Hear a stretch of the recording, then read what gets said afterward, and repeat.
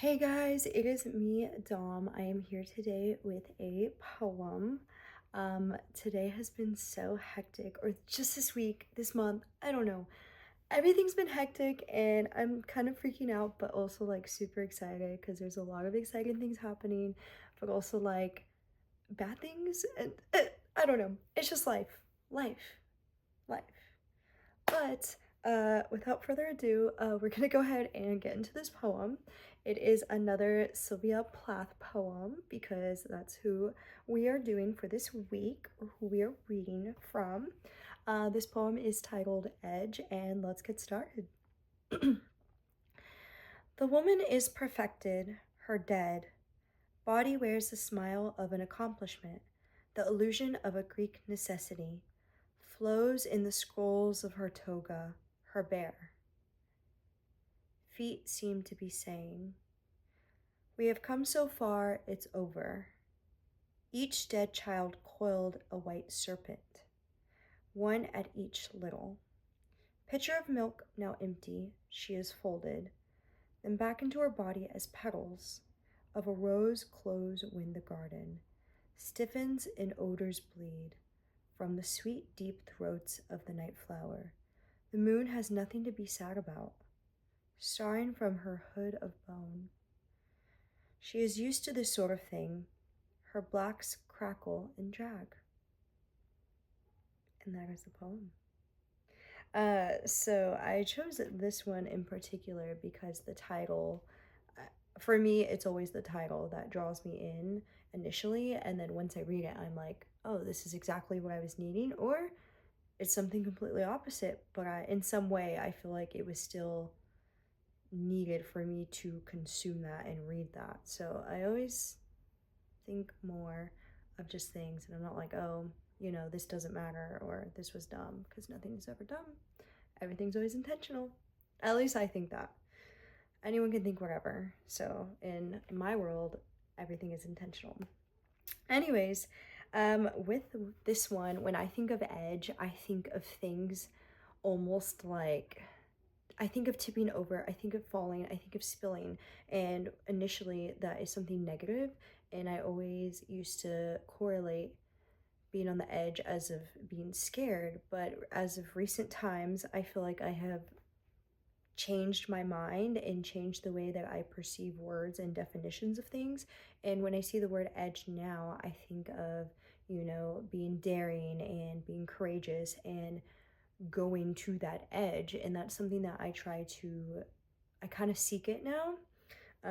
Versus old me would have been like, heck no, I would never do that. So why would I even acknowledge that? But the context of this poem, she's talking about a woman, and just the way, I don't know, the way I see it is like how women are perceived, as far as like we're supposed to bear a child and do this, and once it's all over, we're basically useless. And I feel like the way that she says that the moon has nothing to be sad about, staring from her hood of bone, she is used to this sort of thing, her blacks crackle. I feel like it's something that's so ingrained into men and women that we almost just don't think about it. And as we know, times have gone by, things have happened. There's been a lot of transitions with the role of a woman and what we, I guess, are here for. I feel like for a long time it was just like, oh, we're supposed to be a wife, we're supposed to be a homemaker, we're supposed to do this, and now everything's kind of transitioned, and now it goes both ways. Like I don't know, it's weird times. Like I don't know, I'm just a girl. And I feel like I'm being really goofy, which honestly, I'm goofy when I'm nervous, and I am nervous. I'm always nervous in front of a camera, but hey, practice makes perfect. Oh gosh, why did I do that? Anyways, um, I guess the more I get comfortable on the camera, the more personality I will show, because I feel like I'm typically a robot on the camera, and I'm trying not to do that. I'm trying to be as if there's no camera and I'm just talking in person and not caring.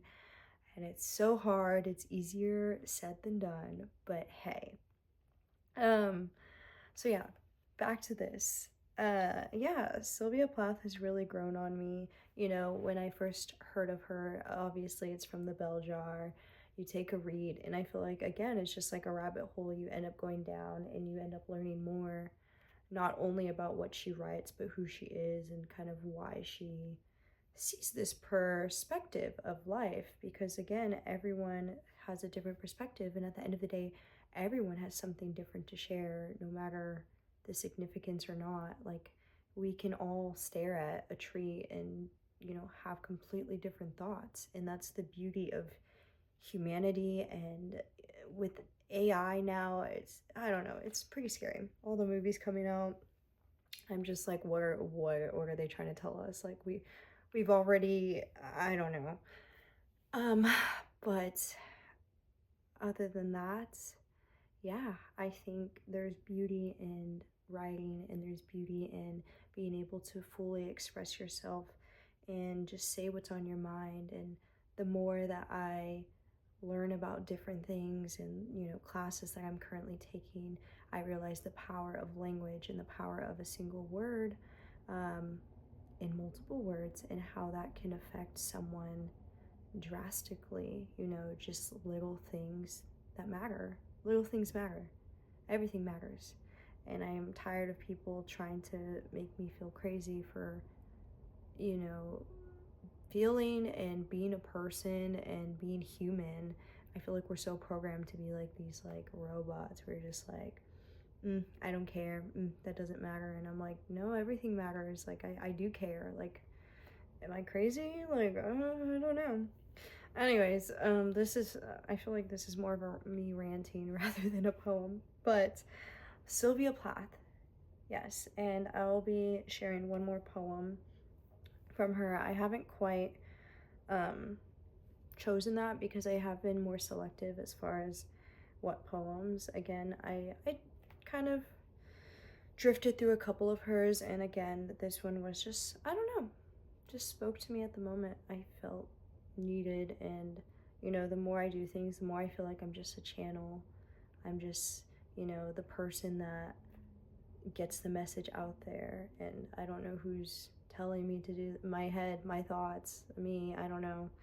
um so yeah, I hope that y'all have a good day and have a good rest of your February. I know March is coming up, spring's coming up, so no more of this winter hibernation, because I'm kind of going crazy. I don't know. Bye.